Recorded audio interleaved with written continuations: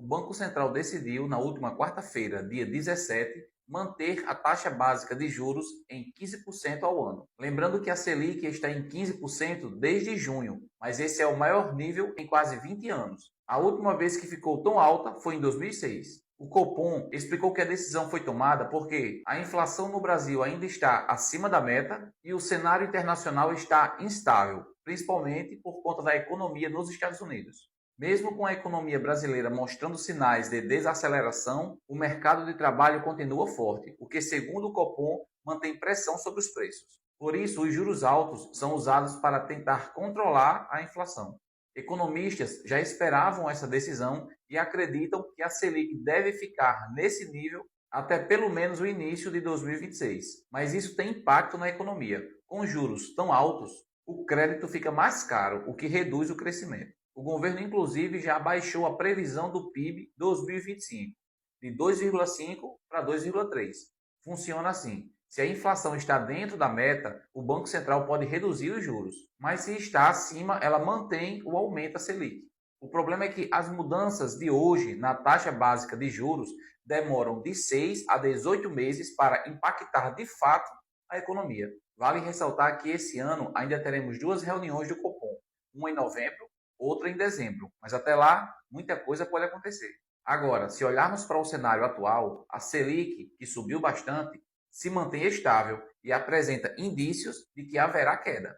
E qual ativo deve se beneficiar com esse movimento? Nos últimos meses, quem se sobressaiu com os juros altos foram os investimentos de renda fixa. Tesouro IPCA, Tesouro Prefixado, CDBs, fundos de renda fixa. Esses ativos entregaram ótimos retornos porque estão ligados diretamente à taxa Selic. Mas o importante é olhar para frente. Se em 2026 a Selic realmente começar a cair, esses mesmos ativos que hoje brilham passarão a render menos. Existem algumas classes de ativos que sofrem quando a Selic está nas alturas. Um bom exemplo são ações de setores sensíveis a juros, como varejo, construção civil e empresas muito endividadas. Um outro exemplo são os fundos imobiliários de tijolo, fundos de shopping, de galpões logísticos, de lajes corporativas.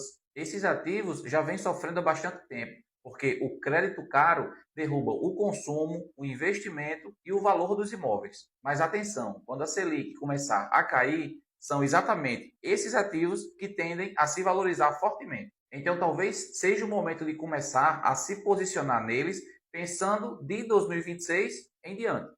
Porque veja bem, enquanto a Selic se mantiver em 15%, Tesouro Direto, CDBs, fundos de renda fixa, caixinha do Nubank, porquinho do Banco Inter, toda a questão de renda fixa continua sendo uma escolha muito rentável, além de segura.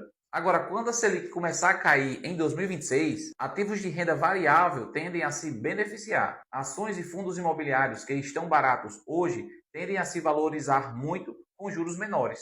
E não é por acaso. O que o investidor precisa entender é que, durante os ciclos de alta e queda da Selic, acontece uma verdadeira migração de investimentos no mercado. Quando a Selic está em alta, os investidores deixam a renda variável, ações e fundos imobiliários. Preferem a renda fixa, que oferece um alto retorno, garantido e baixo risco.